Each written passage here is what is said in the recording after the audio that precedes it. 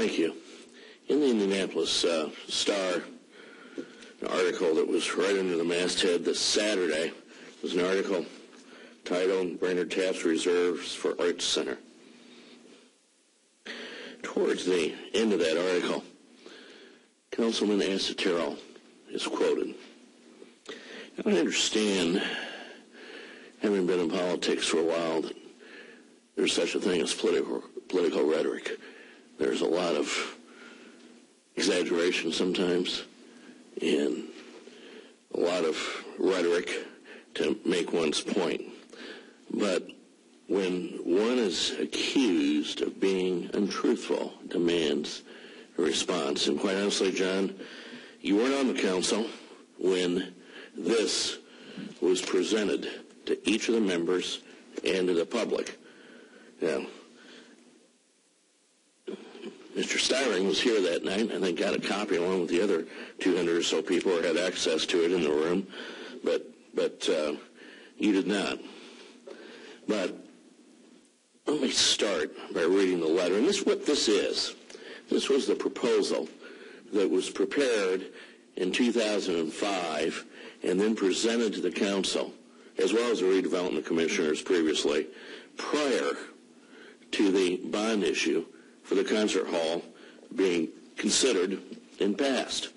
The first is a 3-page introductory letter from me, followed by question and answer section by Mr. Willem Brons, the Marks Paneth Strategy Group, one of our consultants. The financing objectives by Mrs. Mathis of Umball & Company. The financing timeline and proposed lease ordinance by Bruce Donaldson and Barnes and Thornburg. And then a series of resumes and CVs and information about the consultants as an appendix. But in my introductory letter, on page 2, I want to read, I think this starts 1, 2, 3, the 6th paragraph or so on the first page. By their very nature, performing arts venues don't break even as a result of their operations. If they did, there would be no need for the City Hope because the private sector would be making these investments. As a result of more than a year of study and interviews with potential user groups, our consultants have determined that the usage of the facility will be extremely high and projected operating losses will be relatively small. It is our goal, and I want to emphasize the word goal, during the construction period to raise an endowment made up of donated monies. A portion of the interest earnings could be kept for operation expenses, a portion reinvested to keep up with inflation. That went on. A couple sentences aren't relevant. Then it says, we think the fundraising campaign will be successful. We've already received a pledge of an unsolicited in-kind gift of over $100,000.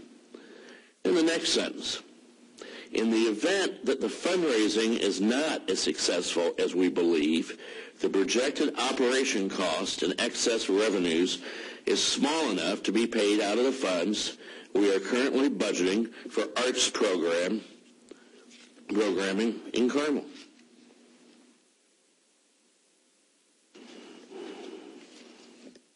Go on to page 7 in Mr. Browns' section.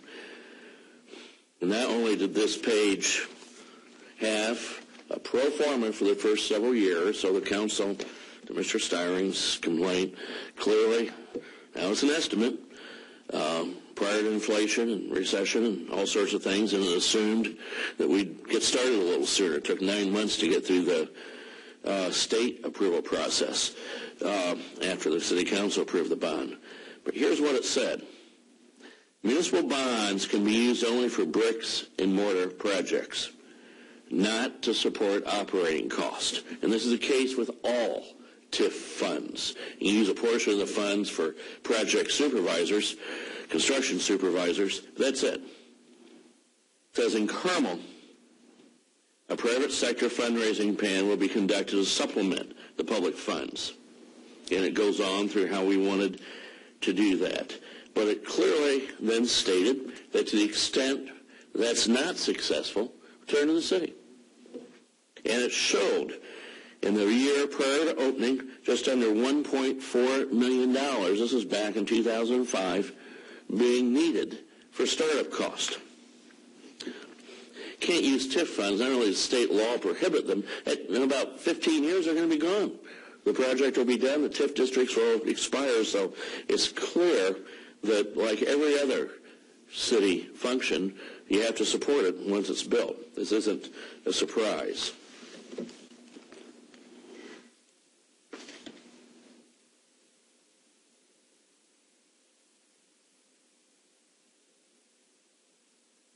On that page 7, let me read it one more time. It said, the center would be operated as a not-for-profit institution.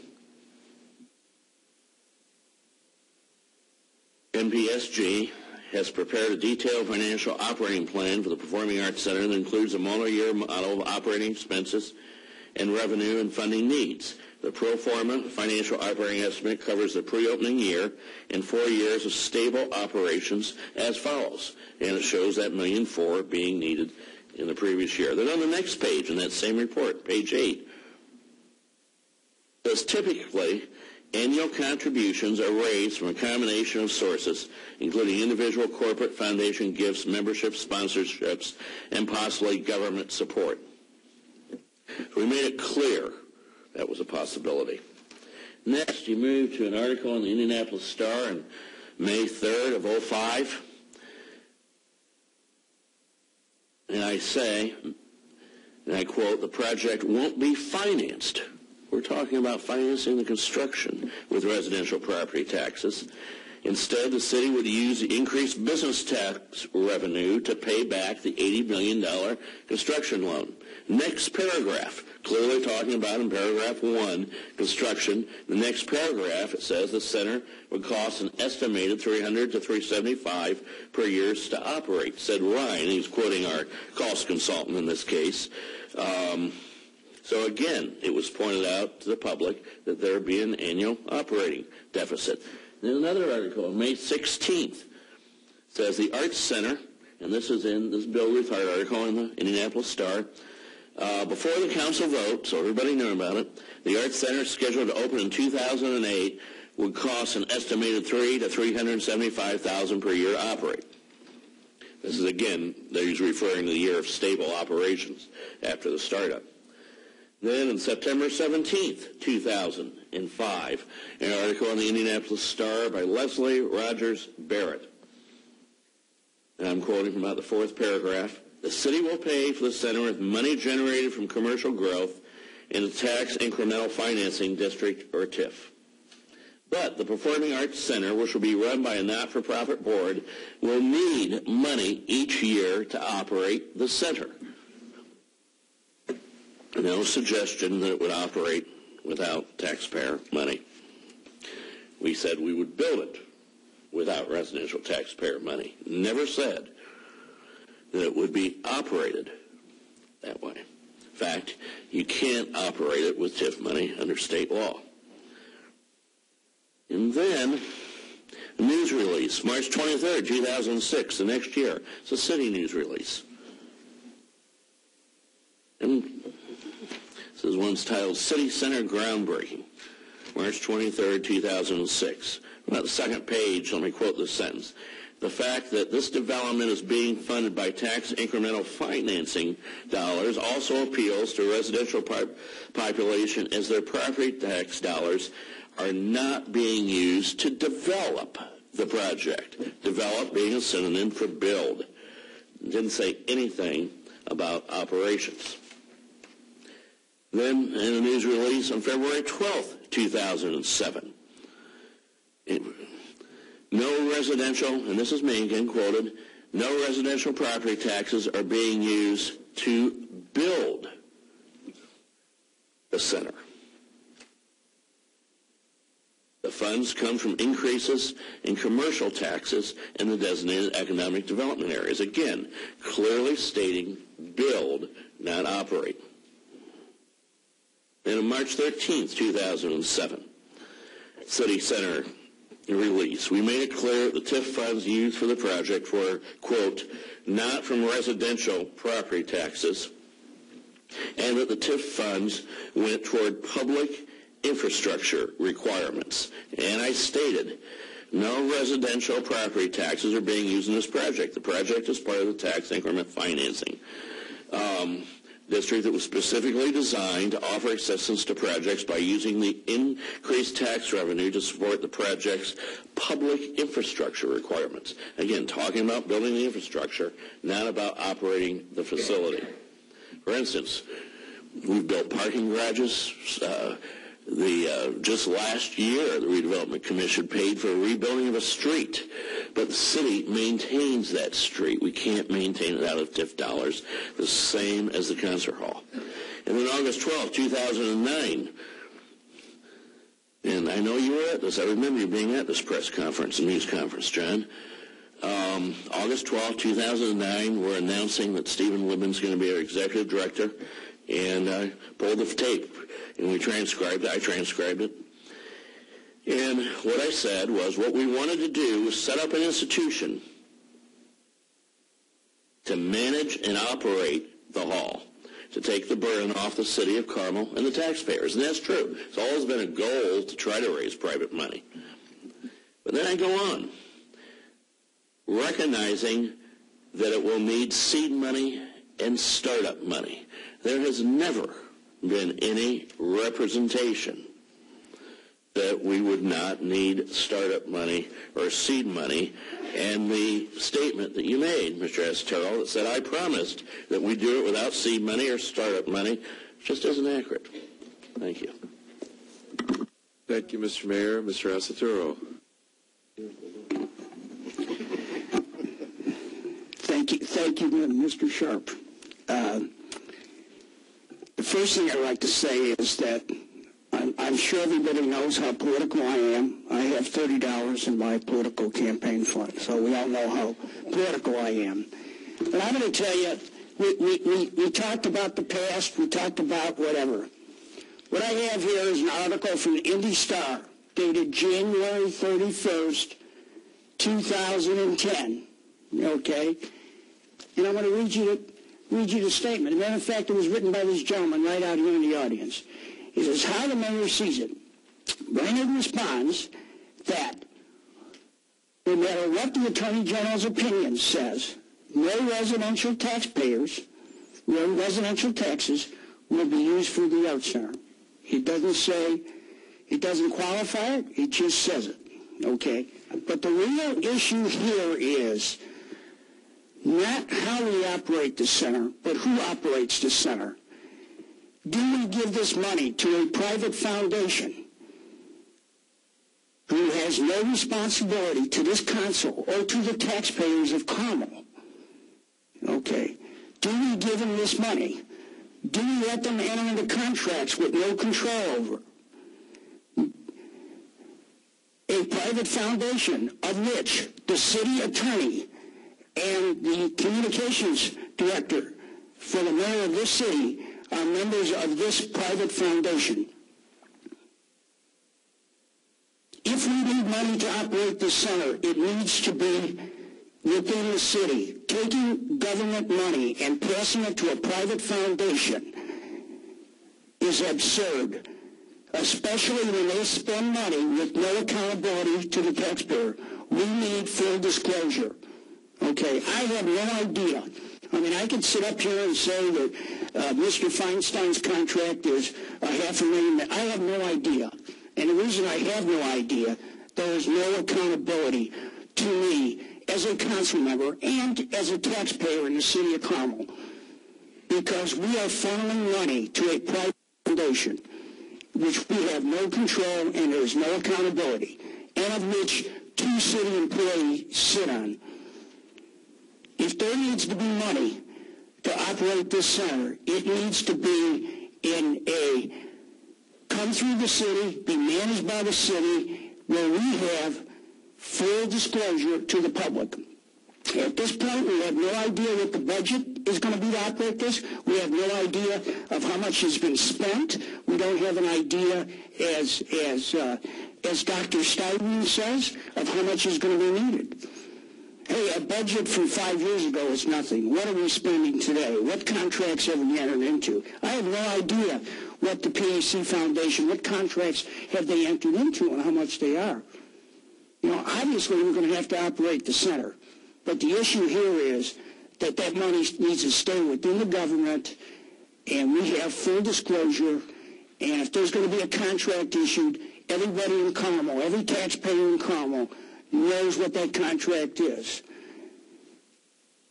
We need full disclosure, and you can't do it by funneling money to a private foundation.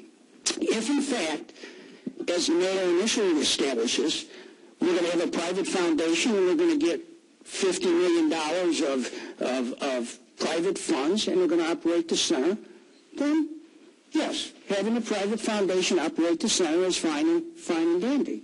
But when we start taking taxpayer money and giving it to a private foundation, there is not full disclosure. There hasn't been. As a matter of fact, this foundation, and this is a public record, continues to apply for extensions on their tax returns. Last year they applied for 2. They did not file their, they filed for 2 extensions for the IRS, and the tax returns were therefore not available to November.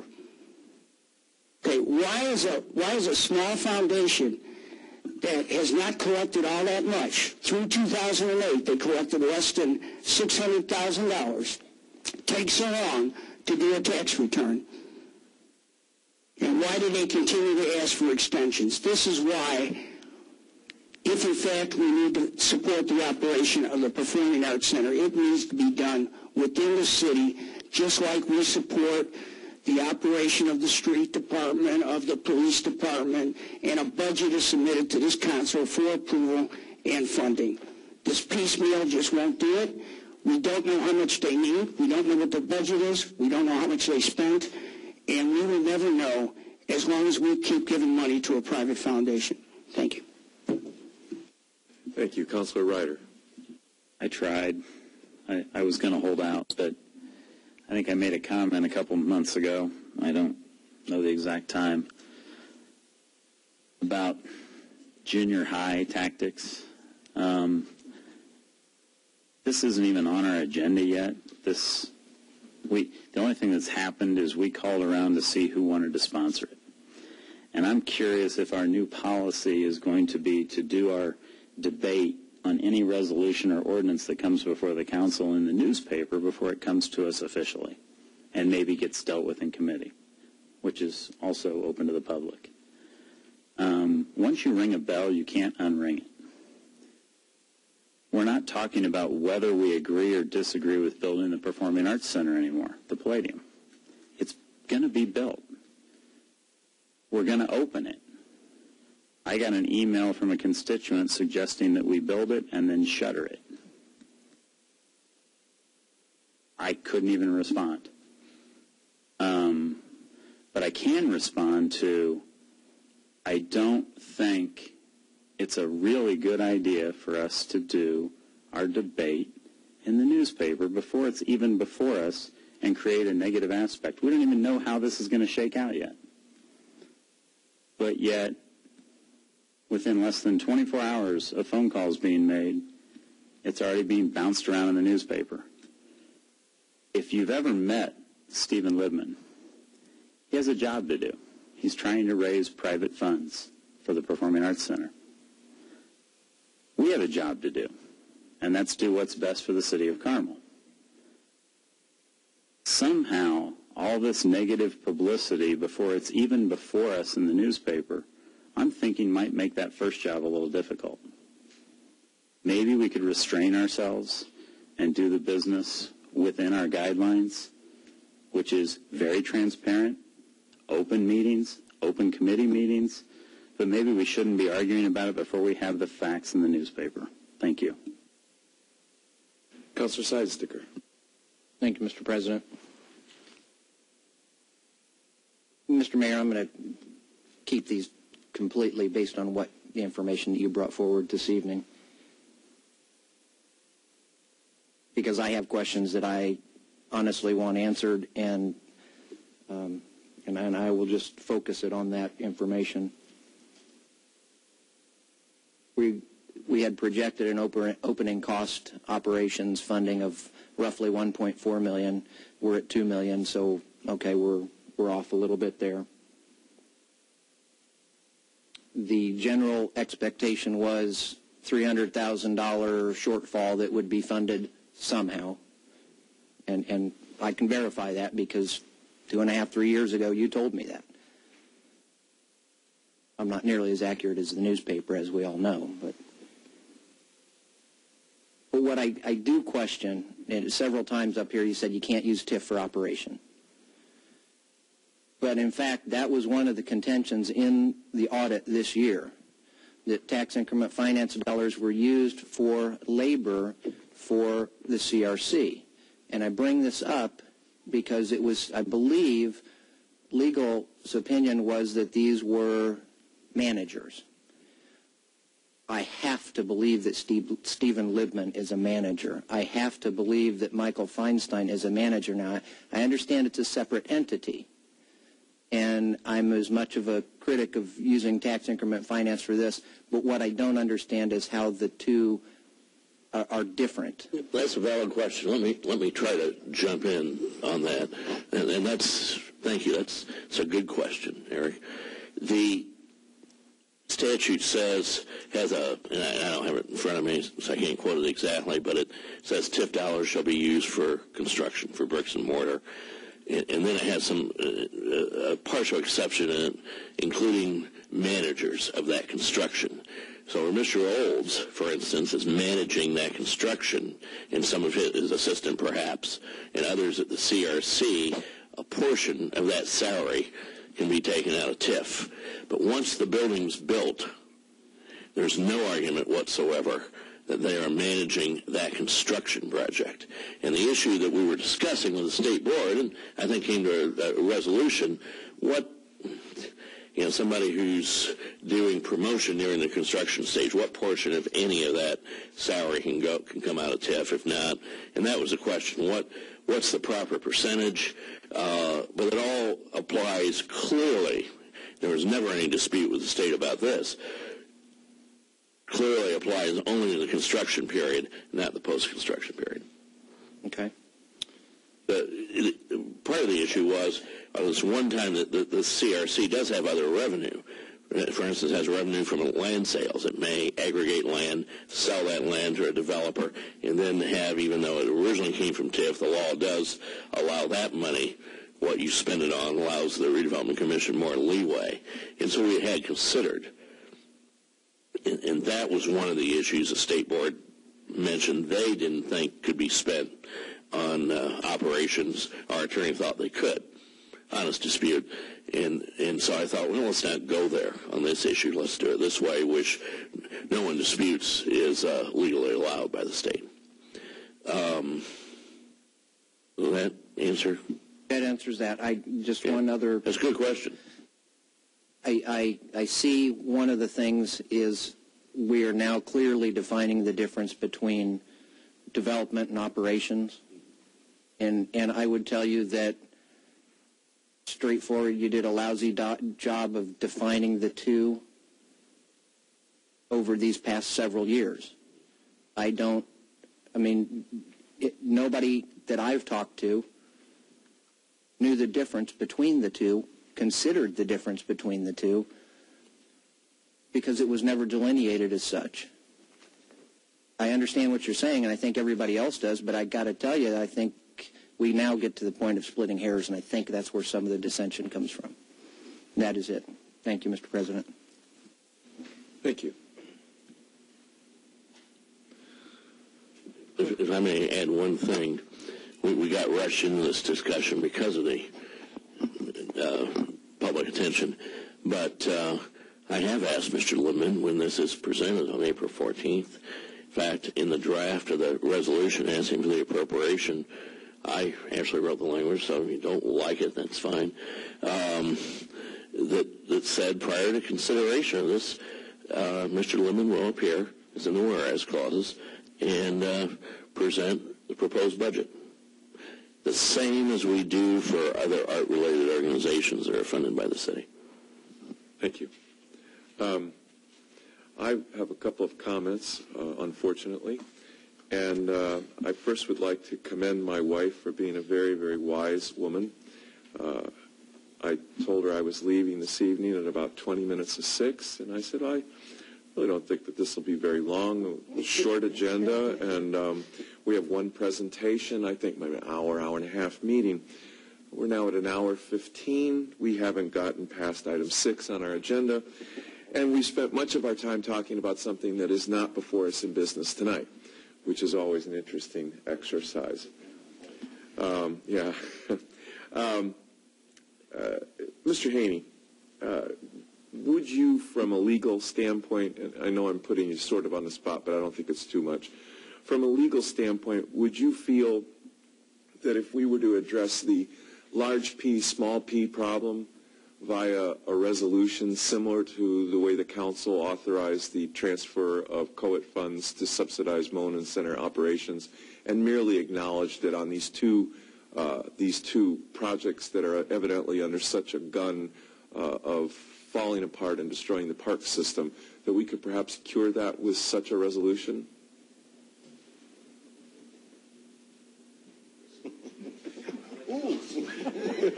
We got to get you up more often. I feel like Lurch. But the real answer isn't whether it's a resolution or an ordinance. It has to be at the same formality as the original was passed, which required council approval. It has to be. It can't be less formal than. So I believe we did it with a resolution, and if you wouldn't mind taking a look at that, since you just did that resolution at the end of the year, and if that is the case, could we please have a resolution stipulating the same, that these two projects can be undertaken and will not be seen as a violation of amendment to the interlocal agreement, and have it on the special meeting agenda of the 14th, so that we can present it to the township board and they may act on it or not as they see fit. Okay. But we'll remove that impediment. and that's the 14th of April. April, yes. Very good. Mr. President, before he leaves, are we just giving approval for those two, or are we going to amend and change the capital or lowercase to be what it should be and amend it? You know, it seems to me immaterial to do that at this point because there are larger changes to the amendment that need to be. There's a new amendment that's needed. When that happens, can we keep in mind to get that change, though, since that wasn't the original intent? At least to bring that up as an amendment. Will you keep that in mind, please? Yes.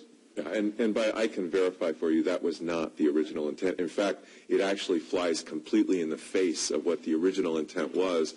Another name that's been bandied about tonight almost as much as my own was Mr. Ratterman. And I think Mr. Ratterman would tell you his intent was to make sure that all of that money did not get funneled directly to Central Park. So I'm sure if Mark's watching tonight, he's not happy with the typo.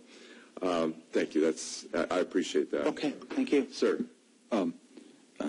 I would just like to clarify even further what Kevin just asked. It seems to me that the township this evening asked us to correct the large P, small p, and they didn't say anything to us about circumscribing that to just two parks projects. I wonder if we shouldn't just follow along in the same mode that the township has done as far as them passing the change that makes it from a large P to a small p without having those strings attached to it. I'm merely trying to expedite. I'm going to cover another issue with parks, but certainly having been illustrated as a monumental impediment tonight to the forward progress of two critically important parks, I want to get that problem off the table. I'd like to go back, though, to the larger issue, and it's what I was saying with my answer to Kevin. There are larger issues to settle here with parks, and I don't know that the large P, small p needs to be dealt with separately when we have a larger change that needs to be made, and we can do it all systemically. That's why I asked if we could do this with a quick resolution. So we're coming on the construction season, and I truly don't want to be an impediment. But as far as what Mr. Sharp promised to various folks in and around the city and the township, I would like to address the promise on correcting the problem in funding of the Monon Center long term. I think that what you'll find is the promise was more like a comment of, I'm certain that we would get this done by the end of the first quarter. And in fact, this was turned over immediately to the Parks Committee. I think the fact to say that there has been no communication or contact might be a little bit of hyperbole, because I believe that representative of Parks in one way or another, and perhaps even representatives of the Township Board, have met with the Parks Committee in an attempt to get to a point where we have a long-term resolution of this issue. And speaking of long-term, and pulling from what the mayor just said a little bit earlier about TIF revenues, the same thing can be said for the COET revenues that are attributable to the township bond. They have a limited shelf life.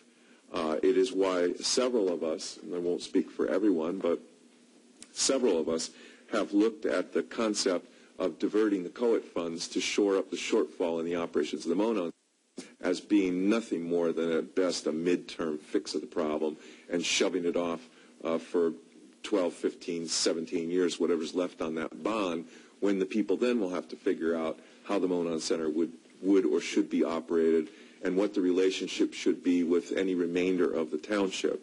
And I know that Mary Eckert has left us, but she raised an excellent point which gets overshadowed quite a bit here. We are the township.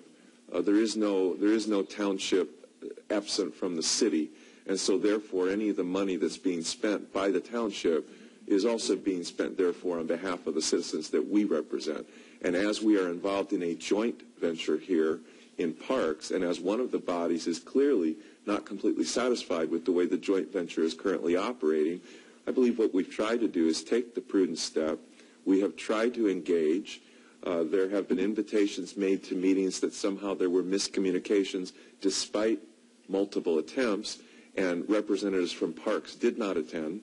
I really think that if we wish to serve the citizens that we speak so highly of here this evening, and we want to represent, we could probably do with less political posturing and more effort to actually sit down at committee meetings and work out some type of a compromise on what changes we'd like to see, if any, in the operation of Parks.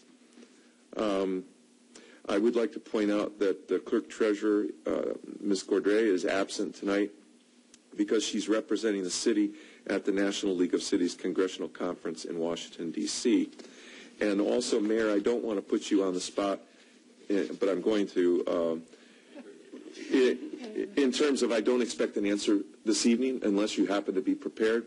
But it has been brought to my attention through the Board of Public Works agenda that they will soon be looking to open bids on multi-use path along 106th Street. That was a part of our 2009 bond issue. But you will recall that there was an exhibit that was a part of that agreement which specified the order in which projects were to be undertaken, and one could not be taken out of order unless there was an approved resolution of the Common Council. That multi-use path is item number 5 amongst the projects that are listed in order priority 1 through 6. And I would respectfully suggest that the Board of Public Works would be prohibited from engaging in that project prior to completing the drainage projects in the village of Mount Clay and Chesterton, and the drainage projects in Southwest Clay Township, neighborhoods of Larkspur, Walnut Creek, Kingsmill, Bridleborn, Windermere, Crooked Stick, and Crooked Stick West, absent a resolution allowing that from the council. I didn't ever read that as a prohibition, just simply prioritizing for the benefits of the people out there. We can certainly do that. I don't think anybody would disagree. Mr. Duffy can speak to this. There's currently, in fact, John, are you here still? Well, That's not necessary, Well, because might as well get to it, yeah. I would just read you the language. Yeah. And shall be contracted for in the following order of priority unless a different order of priority is approved by resolution of the Common Council. That sounds pretty certain. It certainly does. Are we paying out of that fund, John? That was my sole question.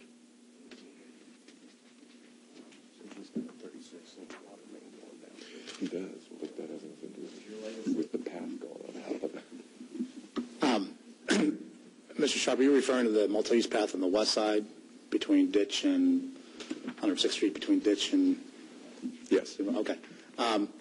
That project, there's two things going on there. We have a water main project that has to happen, and in so doing, that project, the thought was that path would be constructed after the water main is done, because we're going to be excavating through that area. The utility is funding the water main portion, and I'm assuming the a bond money is funding the path portion of that project. So I don't know if that answers your question, but that's... It does, okay. and that's the part that can't be done without a resolution. Yeah, no disagreement based on what you read me, so we'll get that to you. Thank you, Mayor. Thank you. If anyone wonders why I brought that up, it's because I always believe it's important to defend the prerogatives of the council. Lastly, since this is not on our agenda, and if you are observing at home and wonder why we had this lengthy discussion about a resolution of parks, I don't know that we will deal with that much this evening, but for those at home, the point here is that the practice in the past has been for the clerk treasurer to pay bills, payroll, etc., as they are presented, even should a fund appear to be in a negative balance. And the reason for that is that the clerk treasurer has the authority, if there is a presumption of funding to come, to do so. That's a valid point if the clerk treasurer knows that COET funds that are due to the city will be received in 5 days. It is not a valid point when that funding must be secured through the approval of two fiscal legislative bodies, the Township Board and the City Council. This is the reason that this resolution was brought forward. It's been under discussion for quite some time.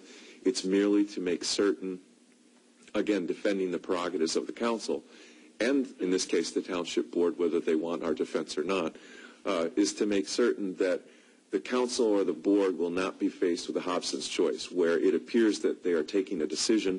That decision would be to fund parks, but in reality, there is no decision being taken because it's against state statute to have a fund balance end in the negative at the end of the year.